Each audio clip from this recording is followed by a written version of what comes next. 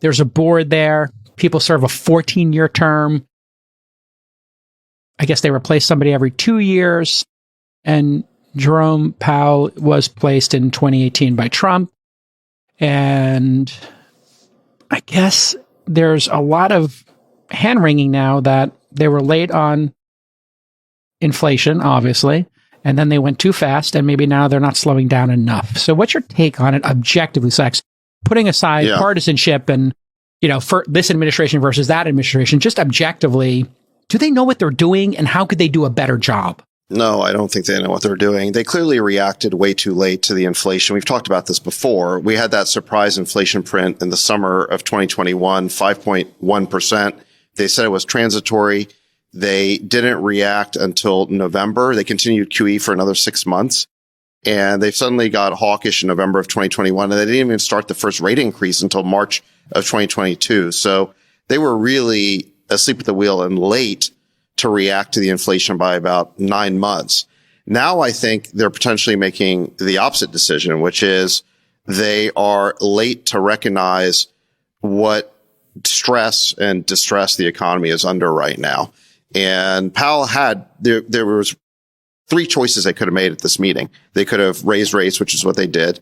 They could have cut rates, which they didn't, or they could have done nothing, basically held pat.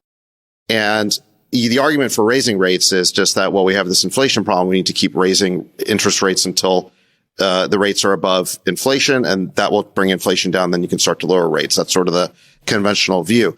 I think the problem with that view is it ignores that we've just seen a run of bank failures, and there's tremendous stress building up in the banking system from unrealized losses on long-dated bonds, also unrealized losses on commercial real estate loans.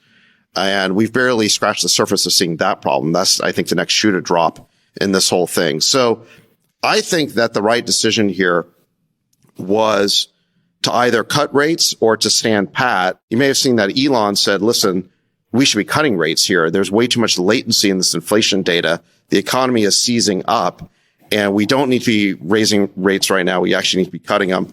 I think that probably, if it were me, looking at the upside downside of these decisions, I probably would have just stood pat because, again, we've just seen this banking crisis. Why wouldn't you just wait 1 month to see? Maybe there is latency in the inflation data. Maybe the banking crisis is not over. Why wouldn't you just stand pat for 1 month? You can always raise rates in a month. I think that this move here could, in hindsight, be seen as the straw that breaks the camel's back. Chamath, would you have paused and waited to see another card and then watch the hand developed? Or do you think they're doing the right thing by raising, or should they have cut? I think they did the worst thing possible, which is they took the middle path. If you think about what the Fed has the ability to do, they obviously have the ability to raise and lower interest rates. But what we don't talk about is they have a balance sheet that can absorb assets. For the last 10 or 15 years, we've had a phenomenon called quantitative easing. And for folks that don't understand what that means, that is essentially the Federal Reserve buying assets out of the market and giving people money for it so that people can then go and buy other things with that money. Last June, they started what's called quantitative tightening, which is essentially reversing that policy and restricting the liquidity in the system.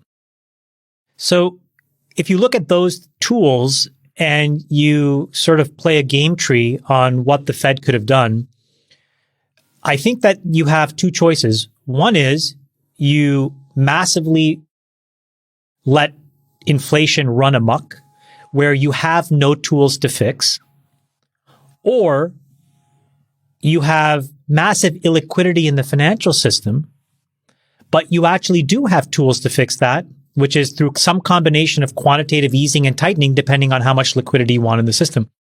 So I think actually I disagree with Sachs. I think they should have done the opposite. They should have raised 50 bips. It would have created a little bit more chaos in the short term, but it would have set us up to understand what was fundamentally broken and still give the Federal Reserve the ability to use their balance sheet and use liquidity in the future to solve the problem. They took the worst option, which is neither did they cut, nor did they raise enough. And so this problem that Sachs represents actually is the fundamental problem now, which is you won't have enough clarity and signal to really know whether this 25 basis point enough. Look, I've maintained now for 9 months that rates are going to be higher than we like and longer than we want. And so I think it's high time that we acknowledge that we have a sticky inflation problem whose back we have to break. We've known since Volcker era what we need to do that, which is you need to get interest rates to be greater than terminal inflation, which means that a 5% Fed funds rate is insufficient. So we're going to need to see a print of 5.5, 5.75%. And that's when you're going to have enough contraction. And then the Fed can come back with liquidity. But if they don't take these steps, we're going to be in this very choppy, neither here, neither there situation. And I think that is what causes the real damage, because it's the corrosive effects of uncertainty and what that does to lending, to risk taking. And that I think is really bad for the economy. Freeberg, where do you land? We have Sachs saying they should have stood pat. We have Chamath saying either go hard, take the medicine. I don't know. I'm not like an economist on judging the balance that they're trying to weigh right now. I think everyone's got a different, you can hear a cacophony of opinions on this one. What I'm more interested in is, we talk a lot about the banking crisis underway, and I know we're going to talk about this question on commercial real estate in a minute. But if you look at the yield on the 10-year Treasury, I think coming out of this past 2 weeks, the yield on the 10-year Treasury dropped from 4.1% down to, it looks like it closed at 3.4% today, nearly a 0.7% decline in the past 2.5, 3 weeks. And that's also off of 3.8% since the start of the year.